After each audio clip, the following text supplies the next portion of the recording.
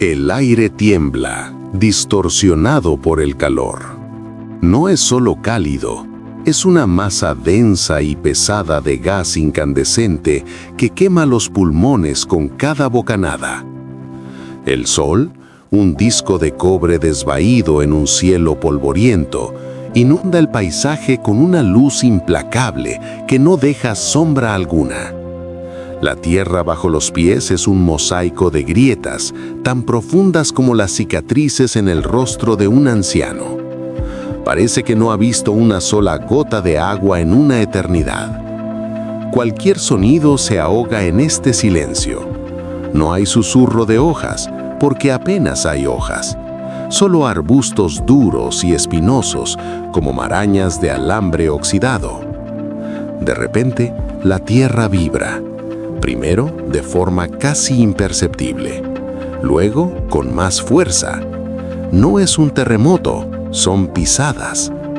Tras un saliente rocoso aparece él, el señor de este mundo, el Postosucus, una montaña de 10 metros de músculo cubierta de escamas tan duras como el granito. Su cabeza, desproporcionadamente grande, está coronada por unas fauces repletas de dientes como dagas cerradas. No es un dinosaurio, es un miembro de la antigua casta dominante de los arcosaurios, un pariente de los cocodrilos llevado por la evolución al estatus de dios terrestre. Se mueve con pesadez, con un caminar torpe, pero en cada uno de sus gestos se siente un poder absoluto, irrefutable. El aire a su alrededor huele a polvo y a sangre seca. Es la creación perfecta de este mundo árido y cruel. Está hecho para él como una llave para su cerradura. Y ahora, fijaos ahí, en la sombra de esa roca rojiza. ¿Veis movimiento? No es un lagarto, es una criatura del tamaño de un pavo grande, erguida sobre 2 patas delgadas y fibrosas. Su cuerpo es ligero, casi ingrávido. Sus ojos son grandes, oscuros, llenos de una energía nerviosa. Es un Celophysis, uno de los primeros dinosaurios. No es el rey, ni siquiera es un cortesano. Es un fugitivo, un ladrón, un superviviente en los márgenes del imperio de los gigantes. Se alimenta de insectos y de cualquier bicho que pueda atrapar. Su mundo es el miedo perpetuo, un paso en falso, el crujido de una rama, y se convertirá en un aperitivo para el verdadero soberano. Mira al Postosucus, y en su mirada no hay desafío, solo la comprensión instintiva de su lugar en la cadena alimentaria. El rey y el bufón, el titán y el pigmeo. Uno es la encarnación del presente, el otro, un boceto apenas perceptible de un posible futuro. Parece que este orden es inmutable. ¿Qué podría hacer tambalear el poder de una criatura perfectamente adaptada a su entorno? ¿Qué podría derrocar una dinastía que ha gobernado durante millones de años? La respuesta os parecerá una paradoja. Para destruir este mundo, forjado en el fuego y la sequía, no hizo falta un asteroide ni una glaciación. Hizo falta algo simple, algo que vemos cada día por la ventana. Hizo falta la lluvia. Pero no fue una lluvia normal. Fue un diluvio que duró 2 millones de años sin parar. Y no solo cambió el mundo, lo ahogó y lo reconstruyó desde cero. Para entender cómo un solo elemento pudo provocar la mayor revolución en la historia de la vida, tenemos que rebobinar en el tiempo y mirar el mapa de este mundo extraño y olvidado. Nos encontramos en el período Triásico, hace unos 234 millones de años. Y lo primero que debéis comprender es que la Tierra era diferente, completamente diferente. Si la hubierais visto desde el espacio, no la reconoceríais. No hay contornos familiares de continentes, no existe el océano Atlántico, ni el Índico. Solo hay un gigantesco e ilimitado océano, Pantalasa, que baña un único supercontinente. Su nombre es Pangea. Imaginaos toda la tierra firme de nuestro planeta reunida en una sola masa, extendiéndose de polo a polo. Donde ahora se encuentra la Antártida cubierta de nieve, crecían frondosos bosques. América del Norte estaba pegada a Europa y África. La India aún no había chocado con Asia para crear el Himalaya. Este monolito geográfico daba lugar a un monstruo climático. Las regiones interiores de Pangea se encontraban a miles de kilómetros de la influencia moderadora del océano. El resultado: un desierto gigantesco y abrasador en el centro del mundo, en comparación con el cual el Sáhara de hoy nos parecería un oasis. El clima era extremo. Durante el día, la superficie se calentaba hasta la incandescencia. Por la noche, se enfriaba bruscamente. Era un mundo de contrastes brutales. Pero la vida, como siempre, encontró la forma de adaptarse. En los bordes del continente, donde los vientos húmedos del océano aún podían traer algo de humedad, existían zonas de megamonzones estacionales. Aquí florecían ecosistemas únicos, poblados por criaturas que hoy no encontraríais. Era la era que precedió a los dinosaurios, pero no carecía de sus propios titanes. En los ríos y lagos nadaban anfibios gigantescos, parecidos a cocodrilos, con cabezas planas. Por la tierra vagaban manadas de dicinodontos, herbívoros rechonchos y con forma de barril, con 2 colmillos, como un cruce entre un hipopótamo y una tortuga. Había millones de ellos.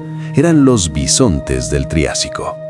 A su lado, los cetosaurios, reptiles acorazados cubiertos de placas óseas de la cabeza a la cola, los tanques vivientes de su tiempo.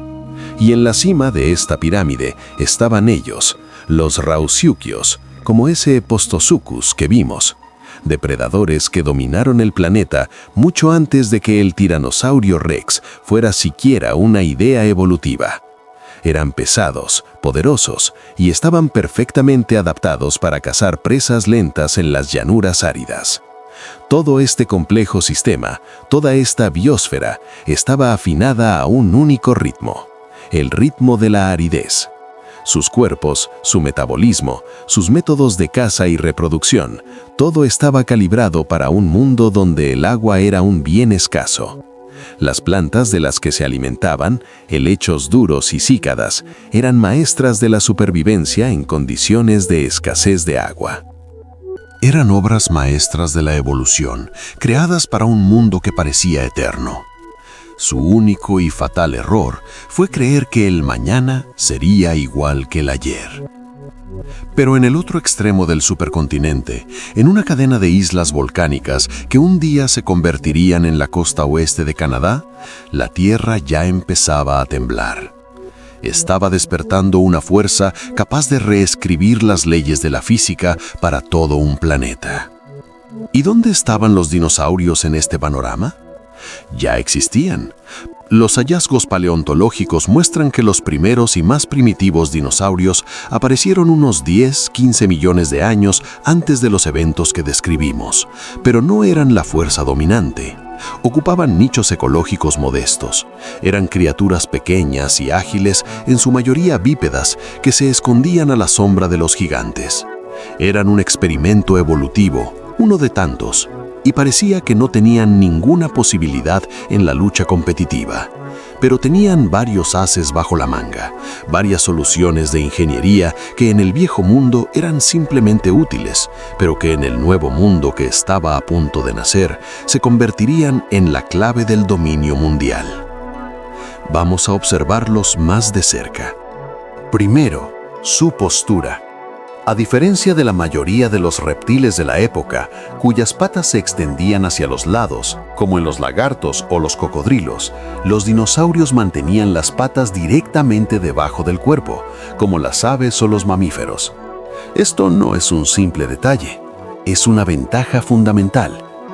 Esta postura columnar es mucho más eficiente desde el punto de vista biomecánico. Permite correr más rápido y gastar menos energía para soportar el peso corporal. Mientras los torpes cetosaurios movían con dificultad sus cortas patas, un dinosaurio podía arrancar y alcanzar una gran velocidad en segundos. En un mundo de gigantes, esa era su garantía de supervivencia. Segundo, sus huesos. Muchos de los primeros dinosaurios carnívoros, los terópodos, tenían los huesos huecos, exactamente igual que las aves modernas. Esto hacía que su esqueleto fuera a la vez fuerte e increíblemente ligero. Menos peso significa más velocidad y agilidad. Estaban diseñados para el movimiento. Pero su arma más importante, la más secreta, estaba oculta dentro de su caja torácica: su sistema respiratorio. Lo sabemos estudiando la estructura de sus vértebras y costillas y comparándolas con las de las aves. Los dinosaurios, muy probablemente, poseían lo que se conoce como respiración de doble flujo. Tenían un complejo sistema de sacos aéreos conectados a los pulmones que permitía bombear aire a través de ellos en una sola dirección, tanto al inspirar como al expirar. Esto es muchísimo más eficiente que nuestro sistema de flujo y reflujo de los mamíferos, donde el aire entra y sale por el mismo camino. En las condiciones del Triásico, con un nivel de oxígeno en la atmósfera más bajo que el actual, este sistema de respiración súper eficiente les daba una ventaja enorme. Podían permanecer activos durante más tiempo que sus competidores. Respiraban el futuro. Eran rápidos, eran eficientes, eran resistentes. Pero en ese mundo de perpetua sequía no era suficiente para desafiar a los reyes. Necesitaban un aliado, y lo consiguieron. El aliado más inesperado, poderoso e implacable que podáis imaginar: el agua. Para entender cómo nace una tormenta capaz de cambiar el mundo, hay que dejar de mirar al cielo. Hay que mirar al corazón mismo del planeta. En las profundidades del manto terrestre, bajo la corteza de Pangea, una gigantesca burbuja de roca sobrecalentada ascendía lentamente durante millones de años. Una pluma del manto. No es simple magma, es un cataclismo geológico del tamaño de un continente que transporta una energía capaz de desgarrar la litosfera. Y su objetivo era una región en el noroeste del supercontinente, una cadena de islas volcánicas que los geólogos llamarían Brangelia. Hoy es la costa de la Columbia Británica y Alaska. Entonces era la mecha de la mayor bomba climática de la historia de la Tierra. Cuando esta pluma alcanzó la corteza, esta no pudo resistir. La Tierra se agrietó. Pero no fue un único volcán arrojando un cono de ceniza. Fue una fisura de miles de kilómetros de largo, el infierno desatado en la superficie. Imaginaos una línea de falla de la que brotan hacia el cielo no fuentes de fuego, sino muros enteros de roca líquida. La lava no fluyó durante días o semanas, fluyó durante cientos de miles de años. Capa tras capa cubrió enormes territorios, creando lo que conocemos como la gran provincia ígnea de Brangelia. Pero el arma real de este evento no fue la lava. La lava solo quemaba localmente. El verdadero asesino fue lo que escapó de las entrañas de la Tierra junto a ella: los gases. Miles de millones de toneladas de dióxido de carbono, metano y dióxido de azufre fueron expulsadas a la atmósfera. Fue una revolución industrial, pero orquestada por el propio planeta. Cada día, la erupción de Brangelia producía tanto CO2 como toda la humanidad genera hoy en varios años.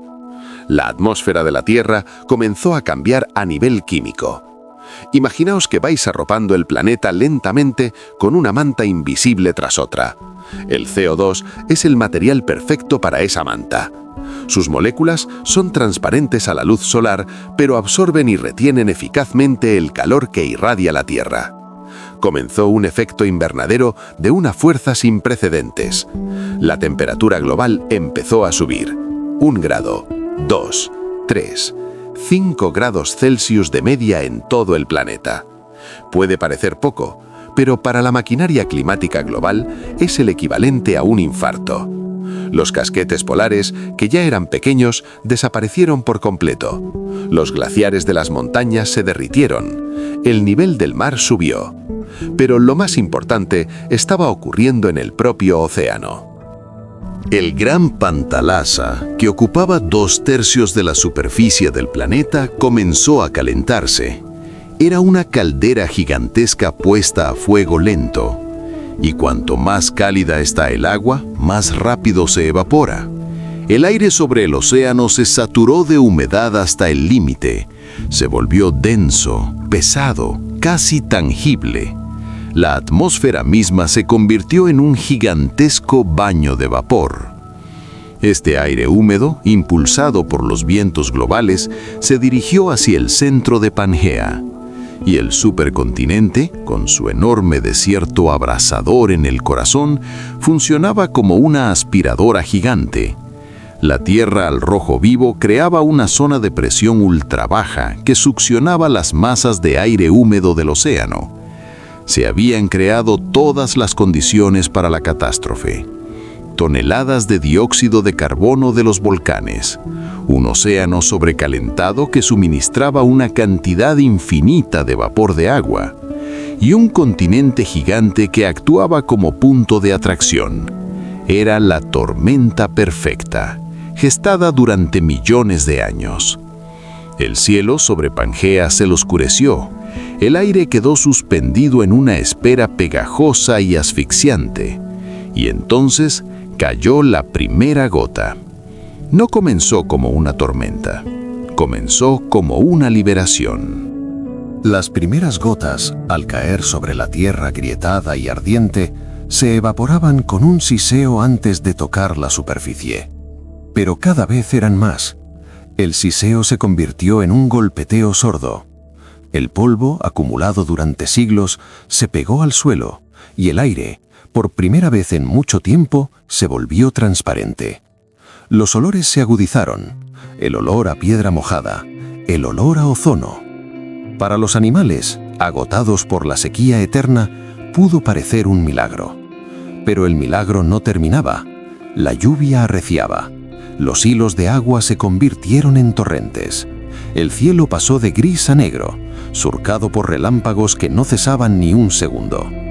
El estruendo de los truenos se fundió en un zumbido continuo y grave que hacía vibrar la tierra. Los cauces secos de los ríos, que solo veían agua una vez por década durante los breves monzones, se convirtieron en cuestión de horas en rugientes torrentes de lodo y rocas. El día dio paso a la noche, pero la lluvia no cesó. La noche dio paso al día, pero el sol no apareció. Se ocultó tras una cortina de nubes sólida e impenetrable que cubría todo el continente. Pasó una semana, seguía lloviendo. Pasó un mes, seguía lloviendo. Los lagos, secos desde hacía miles de años, volvieron a llenarse. Sus orillas se desdibujaron y se fusionaron en mares interiores. Las llanuras se convirtieron en pantanos. Las tierras bajas se convirtieron en lagos gigantescos. El mundo estaba perdiendo sus contornos, se estaba disolviendo. Para las criaturas que vivían en este planeta, el propio concepto del tiempo cambió. El ritmo del día y la noche, de la estación seca y la húmeda, todo desapareció. Solo quedó un ritmo eterno e inmutable, el golpeteo monótono de las gotas. Cientos de años, miles de años, decenas de miles de años. Las generaciones se sucedieron bajo este diluvio interminable. Nacieron criaturas que nunca vieron las estrellas ni sintieron los rayos directos del sol en su piel. Para ellas, el cielo gris y lloroso y la humedad perpetua eran la única realidad conocida. Los geólogos llamarían a este periodo de la historia de la Tierra el evento pluvial del Carniense. Pluvial, del latín pluvia, lluvia. Pero este nombre científico y aséptico no transmite ni una centésima parte del terror y la transformación que sufrió el planeta. 2 millones de años. Imaginaos esa cifra. Es más tiempo del que lleva existiendo toda nuestra especie, el Homo sapiens.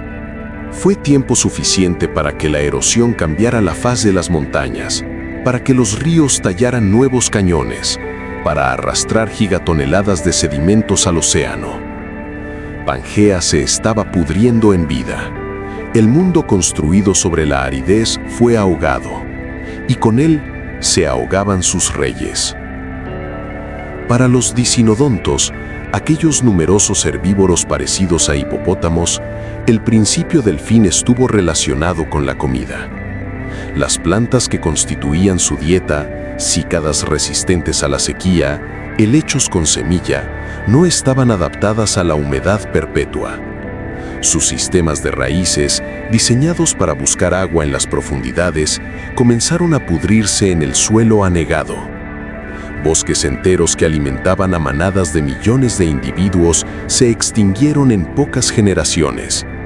Fueron reemplazados por una nueva flora, los higrófitos, plantas amantes del agua. Diversas especies de equisetos y helechos que podían crecer directamente en agua estancada, y lo más importante, las primeras coníferas.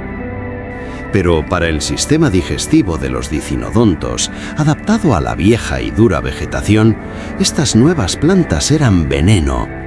Vagaban entre la abundancia de verdor, muriendo de hambre. Las enormes manadas menguaron. Sus huesos cubrieron el fondo de los nuevos lagos temporales. Para los depredadores en la cima de la cadena alimentaria, como el Postosuchus, el problema era otro. Era la propia tierra. Su principal arma, el peso y la fuerza, se volvió en su contra. Una mole de 10 toneladas, diseñada para la llanura dura y reseca, se convirtió en un ancla en un mundo de lodo infinito. El suelo, empapado de agua hasta metros de profundidad, se transformó en una trampa viscosa y absorbente. Cazar se volvió imposible. Cada paso requería un esfuerzo titánico. Perseguir a una presa, incluso a una debilitada, se convertía en una carrera suicida contra el hundimiento.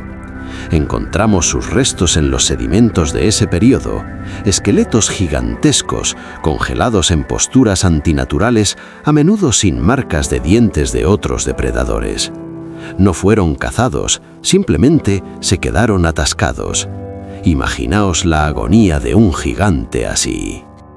El rey del mundo, hundiéndose lentamente en el barro durante días, incapaz de liberarse. Indefenso, ensordecido por el ruido eterno de la lluvia, se convertía en pasto de pequeños carroñeros hasta que el lodo se cerraba finalmente sobre su cabeza. Fue una derrota humillante y lenta. Su imperio no fue conquistado, se ahogó en un pantano. Sus contemporáneos acorazados, los etosaurios, se enfrentaron al mismo problema. Su armadura ósea, que los protegía de los dientes de los depredadores, se convirtió en una carga mortal en el Nuevo Mundo. Eran submarinos vivientes sin la capacidad de nadar. E incluso si lograban encontrar un islote de tierra seca, su método de reproducción estaba condenado. Ponían sus huevos en la tierra, como las tortugas modernas. Pero, ¿qué tierra? Ya no existía suelo seco. La nidada era arrastrada por la siguiente inundación, o los huevos simplemente se pudrían en la humedad sin llegar a eclosionar. Dinastías enteras, que habían gobernado durante millones de años, se extinguieron porque no tenían dónde dejar a sus hijos. El mundo que conocían, el mundo que los había creado, los traicionó. Cambió sus reglas fundamentales, sin dejarles la más mínima oportunidad de adaptarse. La gran extinción del evento pluvial del Carniense no fue rápida y fulgurante como la de un asteroide. Fue una decadencia lenta, húmeda y putrefacta. El viejo mundo no murió con un grito, sino con el gorgoteo del barro. Y en ese silencio opresivo, solo roto por la lluvia, nuevos actores salieron a un escenario que había quedado vacío. Aquellas criaturas pequeñas y discretas que nadie había tomado en serio. Los dinosaurios. Para ellos, este diluvio infernal resultó ser un paraíso. Para los antiguos soberanos de Pangea, no fue solo una mala racha, fue un cambio de la realidad física. Su mundo, un mundo de tierra firme y ciclos predecibles, fue borrado y reescrito con una tinta húmeda y fangosa. Sus cuerpos, perfectamente afinados para la sequía, se convirtieron en sus prisiones. Y en ello residía la cruel ironía de la evolución. Lo que te convierte en rey en una era, te convierte en el primer cadáver en la siguiente. Pero para los dinosaurios, esos ligeros marginados, el nuevo mundo no era hostil, era una invitación. Cada nicho vacante, dejado por un gigante extinto, era un puesto de trabajo que estaban listos para ocupar. Y tenían todas las soluciones de ingeniería necesarias para ello. Fijaos de nuevo en sus patas, situadas directamente bajo el torso. En el mundo seco, esto les daba una ventaja de velocidad. En el mundo de los pantanos, les daba una ventaja de movilidad. Su peso presionaba directamente hacia abajo, como una columna, permitiéndoles caminar sobre el suelo viscoso, donde las criaturas con las patas extendidas se habrían hundido al instante, perdiendo el equilibrio. No corrían por el fango, caminaban sobre él, con ligereza, eficiencia y sin gastar energía además. Eran auténticos todoterrenos biológicos. Su ligereza, antes un signo de debilidad, se convirtió en su mayor baza. Los huesos huecos y el eficiente sistema respiratorio les permitían mantenerse activos en un clima fresco y húmedo, donde los reptiles más primitivos se volvían lentos y apáticos. Eran de sangre caliente, o al menos mucho más cercanos a ese estado que sus competidores. Su fuego interior no dejaba que se enfriaran. Mientras los viejos reyes se congelaban lentamente en la humedad perpetua, los dinosaurios rebosaban de energía, cazaban, exploraban, se reproducían y encontraron una nueva y abundante fuente de alimento. El calentamiento global y la alta humedad crearon las condiciones ideales para un crecimiento explosivo de la vegetación. Pero era una vegetación diferente. Las plantas bajas y de hojas duras de los desiertos dieron paso a frondosos bosques húmedos, dominados por coníferas, los ancestros de nuestros pinos y abetos. Para la mayoría de los antiguos herbívoros, como los rincosaurios con sus mandíbulas en forma de pico, este alimento era incomestible. Sus sistemas digestivos no podían procesar las duras agujas y la resina. Pero fue precisamente en ese momento cuando entraron en escena nuevos tipos de dinosaurios, los prosaurópodos. Eran los antepasados de los gigantescos saurópodos de cuello largo del Jurásico, y el diluvio del Carniense fue su momento estelar. Sus largos cuellos les permitían alcanzar ramas inaccesibles para otros. Sus poderosas mandíbulas y posiblemente un sistema de gastrolitos ya existente, piedras en el estómago para triturar la comida, les permitían digerir lo que mataba a los demás. Se estaba produciendo un proceso evolutivo explosivo conocido como radiación adaptativa. Ocurre cuando una especie o grupo de especies llega a un entorno con abundantes recursos libres y sin competidores. Y eso fue exactamente lo que pasó. Durante los 2 millones de años de lluvia, de ser un puñado de especies modestas, los dinosaurios se diversificaron en decenas y luego cientos de nuevas formas. Aparecieron los primeros grandes depredadores, que ya no cazaban lagartijas, sino a otros dinosaurios. Aparecieron herbívoros gregarios que colonizaban los nuevos bosques. Aparecieron formas omnívoras pequeñas y ágiles. Era un crisol evolutivo funcionando a pleno rendimiento. Cada generación seleccionaba a los más exitosos, a los mejor adaptados a este extraño mundo húmedo. Se hicieron más grandes, más fuertes, más diversos.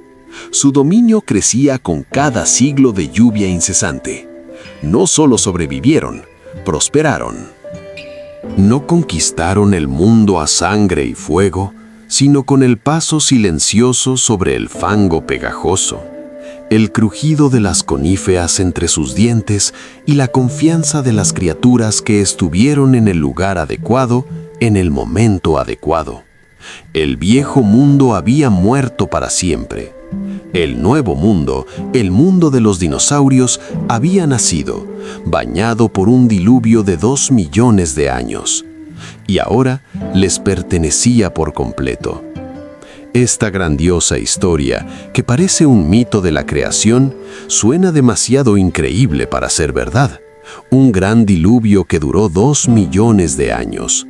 Un cambio de dinastías reinantes. El nacimiento de una nueva era a partir del barro y la lluvia. ¿Cómo podemos saberlo? Nadie fue testigo de estos hechos. No quedaron crónicas escritas. El único registro que nos dejó la Tierra está escrito en un idioma que hemos aprendido a leer hace muy poco. Ese idioma es el lenguaje de las rocas. Para descifrar esta historia, tenemos que viajar desde los húmedos bosques del Triásico hasta los laboratorios modernos y los afloramientos rocosos de todo el mundo. Tenemos que convertirnos en detectives geológicos. Las primeras pistas no surgieron de una búsqueda deliberada, sino como una extraña anomalía que los geólogos del siglo XIX observaron en diferentes partes del mundo, desde los Alpes hasta Inglaterra y Groenlandia. Al estudiar los estratos de rocas sedimentarias, veían siempre el mismo patrón. En las profundidades del perfil geológico yacían gruesas capas de arenisca y arcillita rojas. Este color rojo, el color del óxido de hierro, es una señal inequívoca de un clima cálido y árido con una fuerte oxidación. Eran los depósitos de antiguos desiertos y ríos intermitentes, el mismísimo mundo seco de Pangea. Pero entonces, a cierta profundidad, el panorama cambiaba drásticamente. Las capas rojas se interrumpían bruscamente y sobre ellas yacía una capa oscura, casi negra. Ya no eran arenas del desierto, eran esquistos, lutitas y a veces incluso vetas de carbón. El color oscuro hablaba de condiciones completamente diferentes.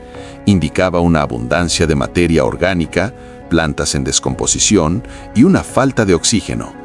Estas condiciones se dan en pantanos, lagos profundos, en aguas estancadas. Era la huella geológica de un mundo húmedo y pantanoso. Y luego, tan bruscamente como había comenzado, esta capa oscura terminaba, y sobre ella aparecían de nuevo las areniscas rojas del desierto.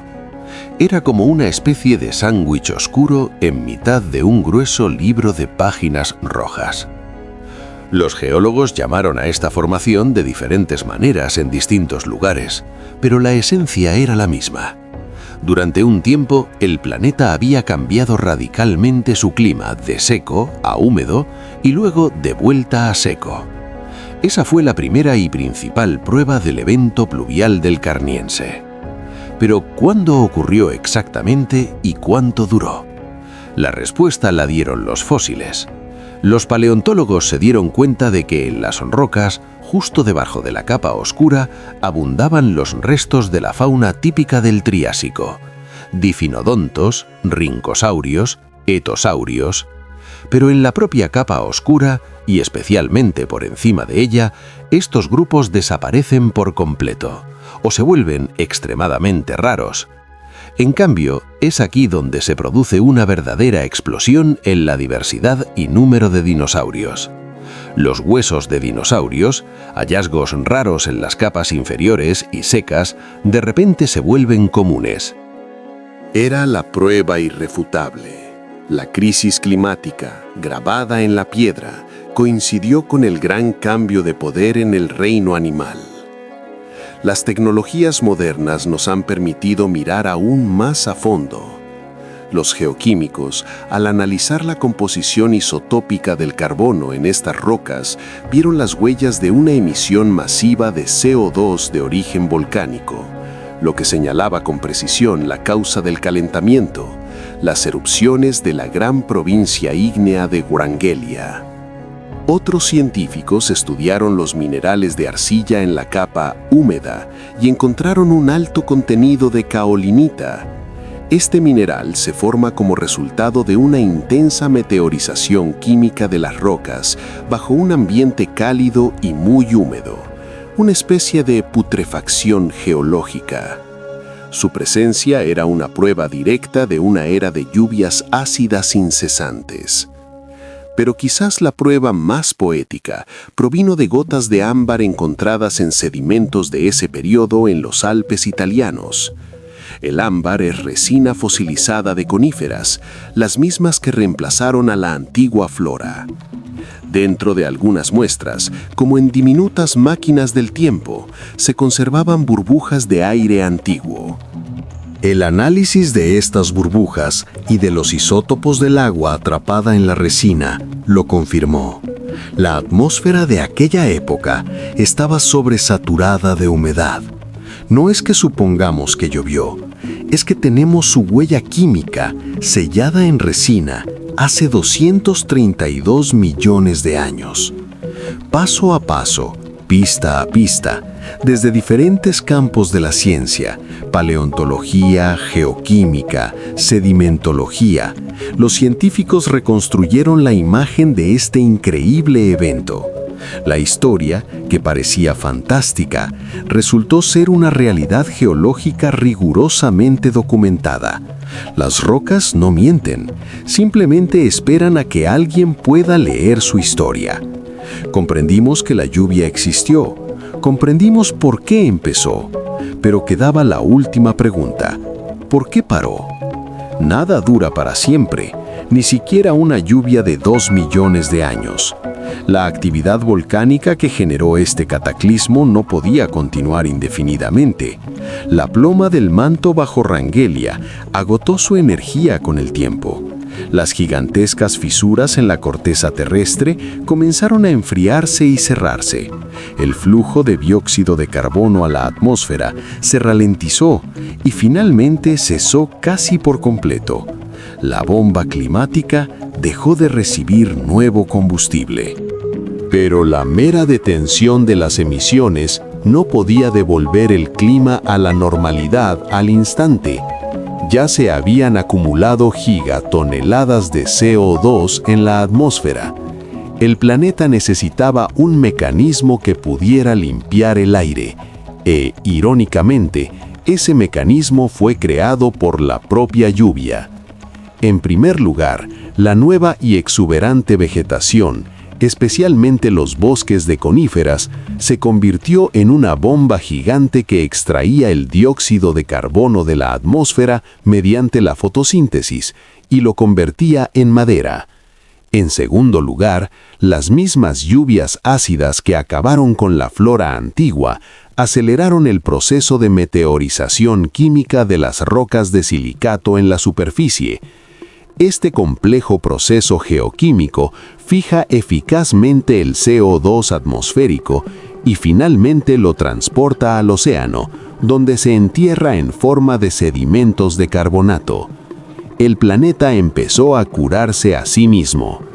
Lentamente, a lo largo de cientos de miles de años, la concentración de gases de efecto invernadero disminuyó, la temperatura global comenzó a bajar, el océano se enfriaba, la evaporación se reducía, la gigantesca máquina de vapor que había funcionado durante 2 millones de años fue perdiendo fuerza. Y un día, por primera vez en incontables generaciones, en la ininterrumpida cortina gris de nubes, se abrió una brecha. A través de ella se coló el primer rayo de sol. Imaginaos la escena. Un mundo que solo conocía la penumbra y el ruido del agua, de repente es inundado por una luz brillante y cálida. De la tierra húmeda, de las copas de los helechos gigantes y de las agujas de las araucarias se eleva el vapor. El silencio, roto solo por el siseo de la humedad al evaporarse, parece ensordecedor después del estruendo eterno del diluvio. Para las criaturas que habitaban este planeta fue un evento no menos impactante que el comienzo de la inundación. Salían a los espacios abiertos, entrecerrando los ojos ante la luz desacostumbrada, exponiendo su piel a los cálidos rayos. El mundo se secó. Los pantanos retrocedieron, dejando tras de sí llanuras fértiles. Los ríos volvieron a sus cauces. Pangea volvía a ser una tierra seca. Pero ya no era el mismo mundo que existía antes de la lluvia. Era otro planeta, habitado por otras criaturas. De la sombra de los bosques a las nuevas llanuras secas salieron ellos, los dinosaurios. Pero ya no eran esas criaturas pequeñas y asustadizas que se escondían en los rincones. 2 millones de años en el invernadero del período Carriense los habían convertido en los amos del planeta. Eran más grandes, más diversos y más numerosos que nunca. Manadas de Plateosaurus, que alcanzaban los 8 metros de longitud, migraban por los valles de los ríos. Depredadores rápidos y gregarios, como los Celophysis, controlaban los ecosistemas. Aparecieron los primeros gigantes de verdad. El mundo estaba vacío. Todos los antiguos nichos ecológicos estaban libres. Y los dinosaurios, forjados en el crisol de la crisis climática, eran perfectos para ocuparlos. Eran los únicos que habían aprobado el examen evolutivo.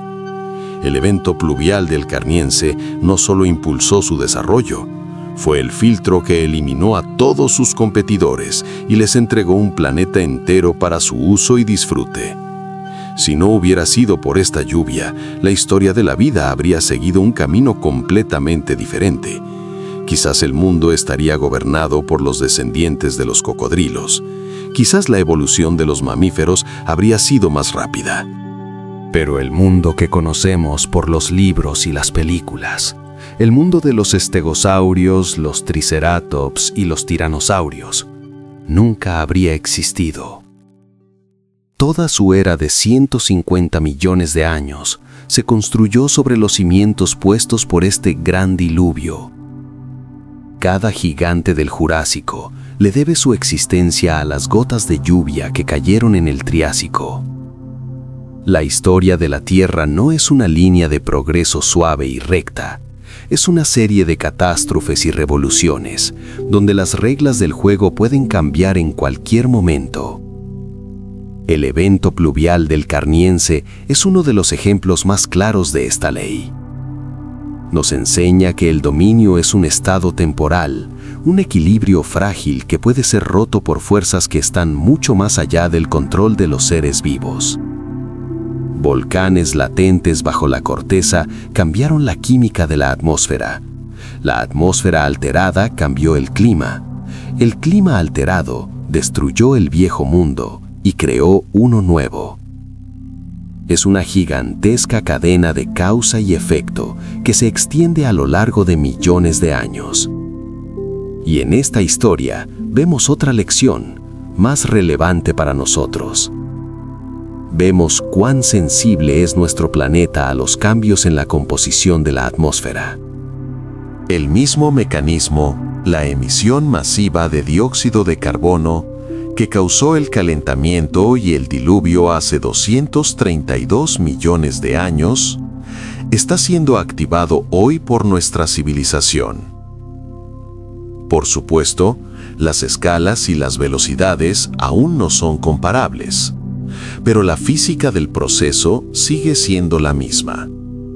Las rocas del Triásico no son meros testigos del pasado, son una advertencia para el futuro. Nos muestran cuán rápida y radicalmente puede cambiar el mundo que nos parece tan estable y eterno. A diferencia de los dinosaurios, nosotros entendemos estos mecanismos. Podemos leer esta crónica de piedra.